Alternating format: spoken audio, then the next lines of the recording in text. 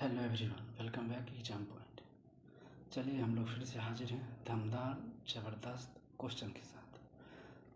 आज का जो हम लोग क्लास देखने वाले हैं टॉप 25 क्वेश्चन का है, जो आरपीएफ एसआई कांस्टेबल जो है, एएलपी टेक्नीशियन, इससे रिलेटेड, या एनटीपीसी इससे रिलेटेड रामबाण है। तो हम इन्हें देखने वाले हैं। तो बिना देर किए हुए चलते हैं। और हाँ, अगर आप नए हैं, पहली बार देख रहे हैं, तो सब्सक्राइब, लाइक, शेयर करें और अपने दोस्तों को भी बिल्कुल इसमें जोड़ें। तो बिना देर किए हुए चलते हैं। पहला क्वेश्चन, चलिए, किसी वस्तु में उसकी स्थिति के कारण उपस्थित ऊर्जा को क्या कहा जाता है? किसी वस्तु में उसकी स्थिति के कारण उपस्थित ऊर्जा को क्या कहा जाता है? तो क्या कहा जाएगा? पहला ऑप्शन क्या है? चुंबकीय ऊर्जा, दूसरा है भूतापीय ऊर्जा, तीसरा गतिज ऊर्जा, चौथा है स्थितिज ऊर्जा। क्या हो जाएगा? Option D is the correct answer हो जाएगा। ठीक है, तो पहला का डी हो जाएगा, स्थिति ऊर्जा। किसी वस्तु में उपस्थित स्थिति के कारण उपस्थित ऊर्जा को क्या कहते हैं? स्थितिज ऊर्जा कहते हैं। चलिए 2 नंबर क्वेश्चन को देखते हैं। कोई ऊर्जा जो भंडारित है क्या कहलाती है? तो कोई ऊर्जा जो भंडारित वह क्या कहलाएगी? आप लोग गौर कीजिए, बिल्कुल इसको बनाइए और बताइए आपके कितने मार्क्स आते हैं इस सेट में, कमेंट जरूर करें। तो विभव ऊर्जा पहला, गतिज ऊर्जा दूसरा, तीसरा है वैद्युत ऊर्जा, चौथा है गुरुत्वाकर्षण ऊर्जा। इसका करेक्ट आंसर क्या हो जाएगा? कोई ऊर्जा जो भंडारित है ऊर्जा विभव ऊर्जा कहलाती है। ए इज द करेक्ट, 2 का।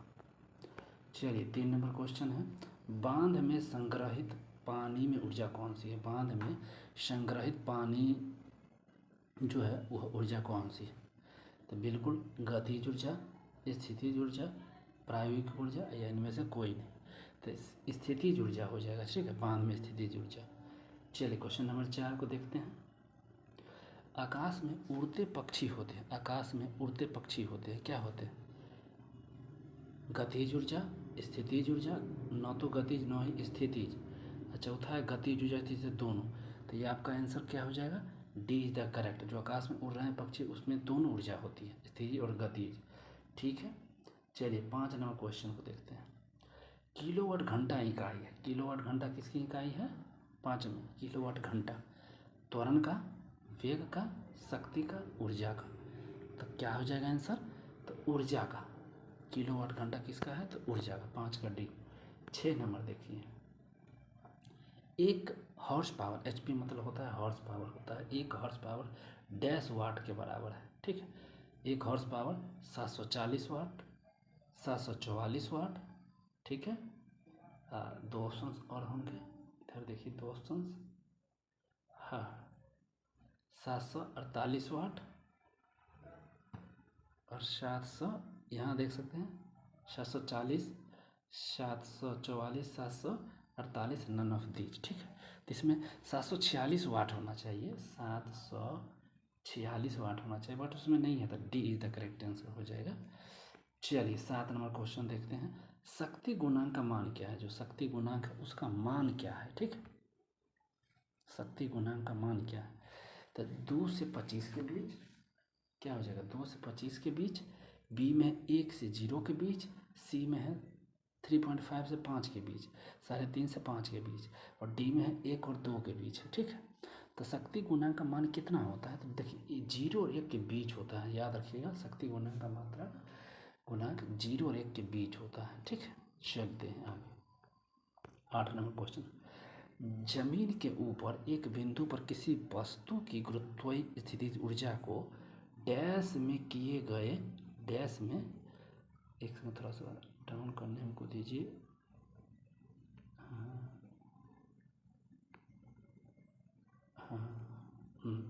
डैश में किए गए कार्यों के रूप में परिभाषित किया गया।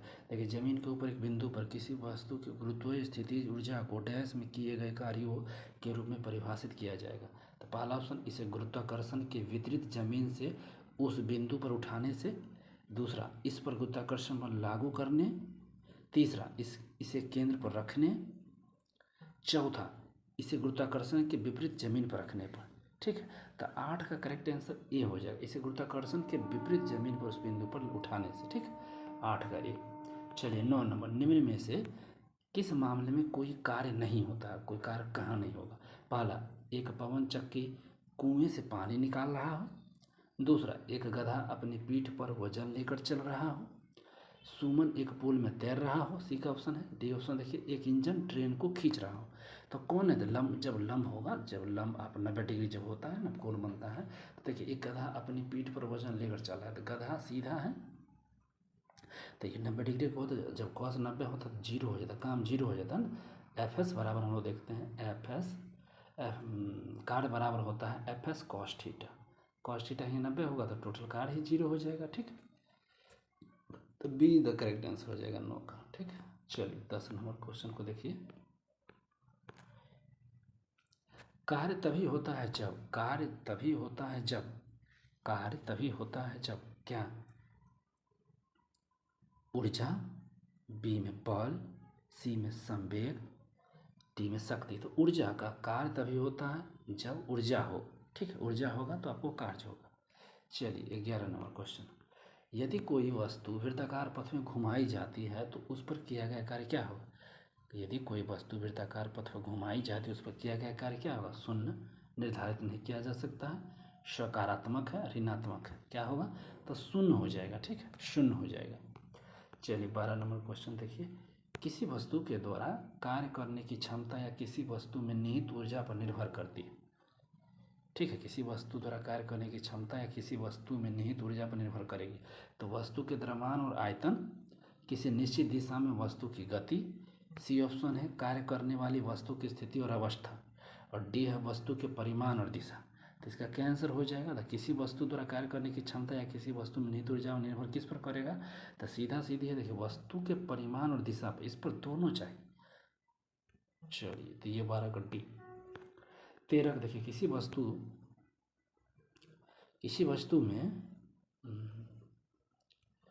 वस्तु में किया गया कार्य निर्भर करता है विस्थापन पर, पहला। दूसरा है बल और विस्थापन के बीच के कोण पर।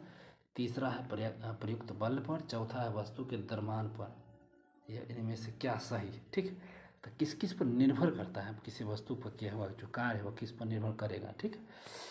तो नीचे ऑप्शन देखिए, पहला नंबर तो यहाँ पर ए द करेक्ट आंसर है, विस्थापन पर करेगा।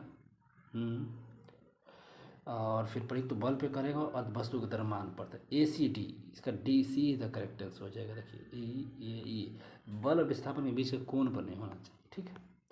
चलिए 14 नंबर क्वेश्चन को देखना है हम लोग। 14 नंबर है,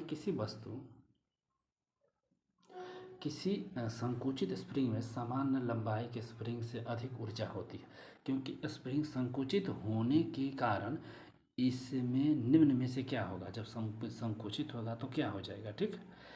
रासायनिक ऊर्जा, स्थितिज ऊर्जा, गतिज ऊर्जा, ऊष्मीय ऊर्जा। तो क्या हो जाएगा, तो ऊष्मीय ऊर्जा हो जाएगा, ठीक है। उसमें 14 का डी।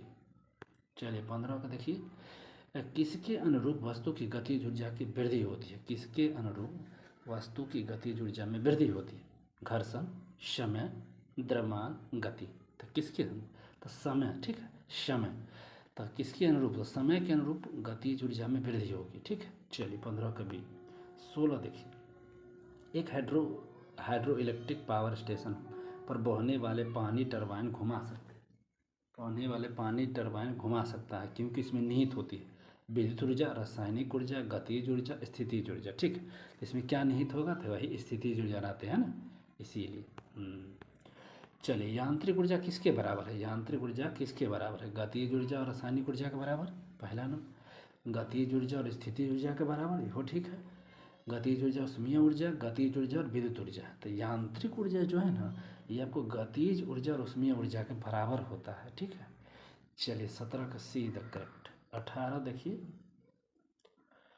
चलिए यांत्रिक ऊर्जा को विद्युत ऊर्जा में पर, यांत्रिक ऊर्जा को आप विद्युत ऊर्जा में बदलिए, ठीक है। यांत्रिक ऊर्जा को तो विद्युत मोटर, ठीक है, विद्युत इस्त्री नहीं, शीशा संचायक द्वारा, अब विद्युत जनित्र, ठीक है। तो इसका करेक्ट 19 के 18 का बी हो जाएगा, विद्युत इस्त्री। एक सेकेंड, क्या करें, यांत्रिक ऊर्जा को विद्युत में, अभी विद्युत मोटर विद्युत लेगा, हाँ जनित्र, विद्युत इस्त्री, शीशा से विद्युत मोटर। इसका आंसर क्या हो जाएगा भाई? विद्युत इस्त्री होगा। इसका आंसर आप लोग बताइएगा। सस्पिशन से विद्युत इस्त्री तो दिया होगा। तो आप लोग कमेंट करिएगा 18 का। शून्यकाल में स्वतंत्र रूप से गिरने वाली वस्तु का डैश है। एक समान गति, एक समान वेग, एक समान त्वरण, एक समान बल। क्या होगा? शून्य रूप से जो गिर रहा है उसमें पूछा जा रहा है क्या होगा।